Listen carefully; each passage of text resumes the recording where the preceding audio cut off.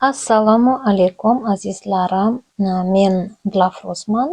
Ayni damda Moskvada yashayman va shu yerda ishlayman. Yoshim 48 da, salkam 50. Kech bo'lishiga qaramasdan men shu videoni snimat qilishga qaror qildim. Sababi yuzimni men dushdan keyin qanday qilib uhod qilishim haqida sizlarga bir ko'rsatib o'tmoqchi bo'ldim. Yuzimni men mana bu sponj bilan tozalayman. Ko'rinyaptimi? Shu sponj bilan tozalayman. Har xil qimmat sponjlar bor, lekin shunga qaramasdan men mana bu sponjda qoldim. Buni tanladim. Sababi bu juda ham yaxshi tozalaydi. Menga yoqadi juda ham. Sponjni ho'lladingiz, yaxshilab qisib tashladingiz. Umyvalkami?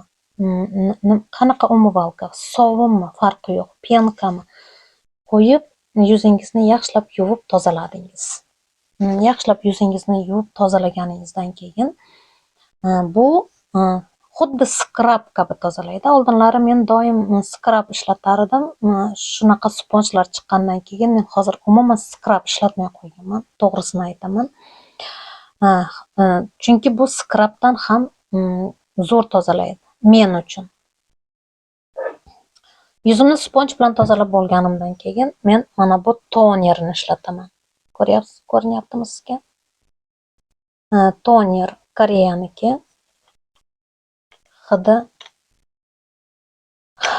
Hidi juda ham mazali. Aromat prosta.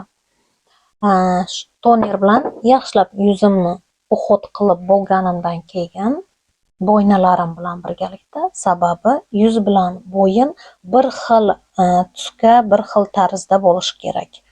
Yuz yoshroq ko'rinib, bo'yin qarib, tirishib turish kerak emas. Men shunday deb bilaman. O'zi aslida shunday. Tonerdan keyin men emulsiya ishlataman, ya'ni essensiya deydi. Kimdir essensiya deydi, kimdir emulsiya deydi. Mana bu Xitoyniki. Ko'rinyaptimi? Juda ham yaxshi ekan. Menga juda yoqdi, lekin bu tugamasdan oldin men Azonni qarasam, Azondan topolmadim, tugab qolgan ekan. Shuning uchun ham otzivlarga qarab mana bu essensiyani zakaz qildim. Qarang, ichida nimasi bor? Jenshen. Jenshenli bu ham. Hidi juda mazali, juda yoqimli. Tonerni yedirib olganimdan keyin yuzimga, bo'ynalarimga tonerni yedirib oldimmi?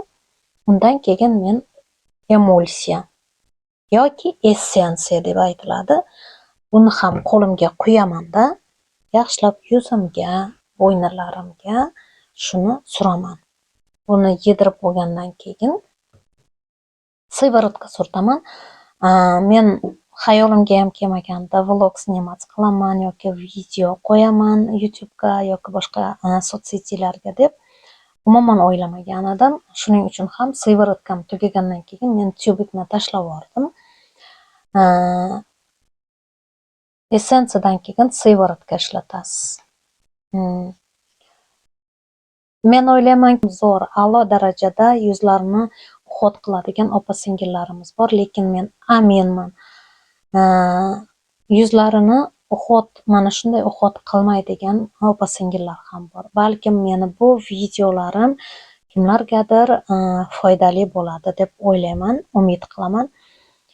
Menga mana bu ampulani sovg'a qilishgan edi, lekin men o'ylaganday, vav, bunaqa shunday emas. Shunaqa darajadagi ampul emas. Sovg'a qilganligi tufayli tashlab yuborishga ko'zim qiymadi. Shuning uchun ham sivorotkadan keyin shu ampulani ishlataman. Uni ishlatib bo'ldingizmi? Agar kech bo'ladigan bo'lsa, tun bo'ladigan bo'lsa, qarang. Mana bu kremni ishlataman. Bu ham Koreyaniki. Производство Koreya. Koreya davlati ishlab chiqargan. Juda yog'li krem. Meni yuzim juda ham quruq. Sovuq kunlari, ayniqsa ko'chaga chiqqan vaqtimda yuzim qurib, kesilib ketishi ham mumkin. Shuni evaziga men shu odzivlarini o'qib, shu kremni zakaz qildim, lekin bu o'ta yog'li ekan, o'ta yog'li. Men o'ylagandan ham yog'li ekan. Tunda men buni ishlataman. Ertalab ham xuddi shu uходlarni takrorlayman. Birinchi toner ishlataman, undan keyin essensiya, undan keyin sivorotka, undan keyin esa boyagi ampula, undan keyin mana bu krem, dnevnoy, kunduz kuni ishlatadigan krem. Ko'rinyaptimi? Dnevnoy. Bu ham o'ta yog'li. Qish bo'lganligi uchun, yog'li bo'lganligi uchun men ishlatyapman.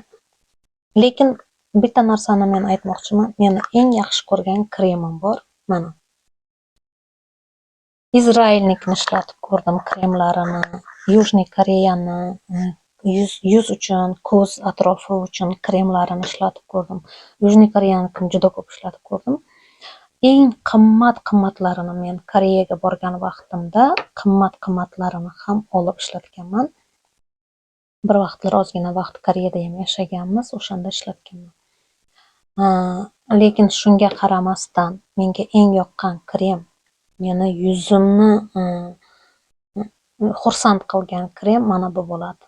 Arzon, 200 qanchadir rublam turadi, 217 mi, 256 mi qanchadir turadi. Ko'ryapsizmi? Chistaya liniyani naturalniy. Har xil kremlari bor, har xil yoshga kremlari bor, lekin shunga qaramasdan Chistaya liniyaning eng yaxshi kremi mana bu naturalniy. Meni yuzimga eng yoqqan krem mana shu bo'ldi. Men shunda to'xtaldim.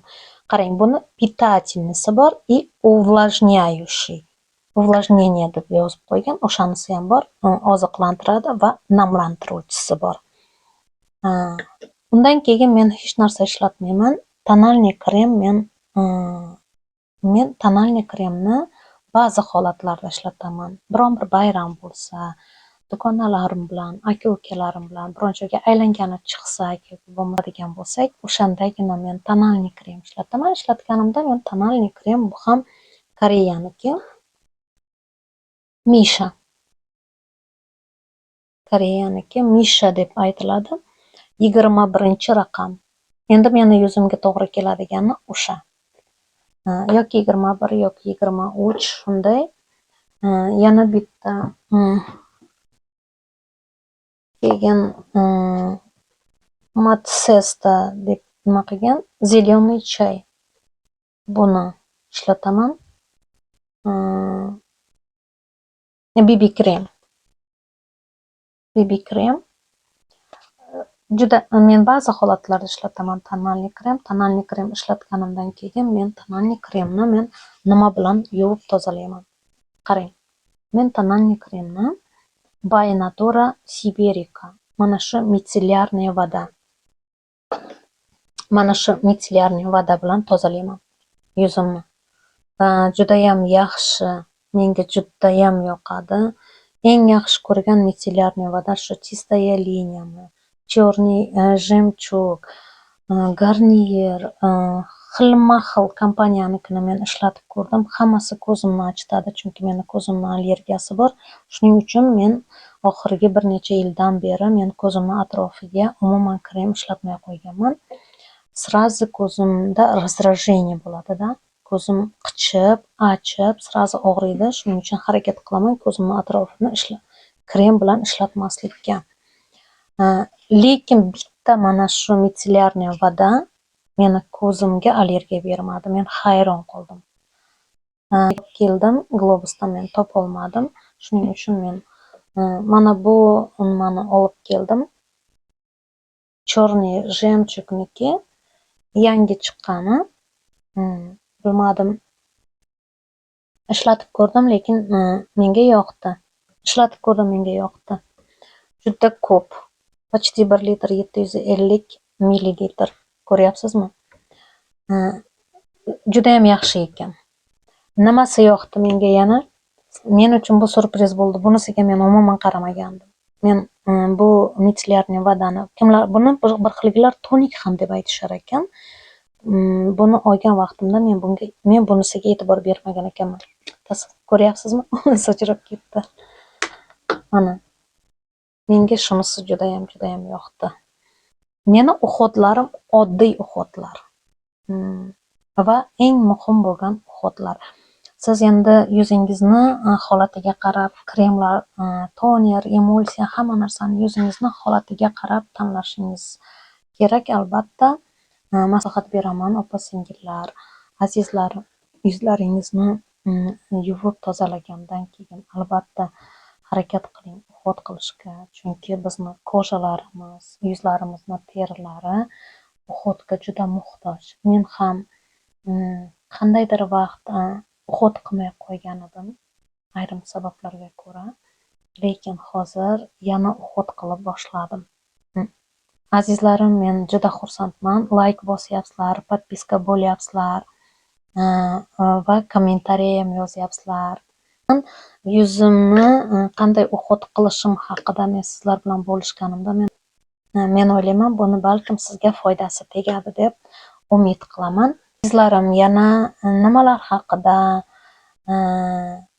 snimat qilishimni, nimalar haqida men gapirishimni xohlaysizlar, kommentariyada yozdirib qoldiringlar. Men juda xursand bo'laman. Yana ko'rishguncha.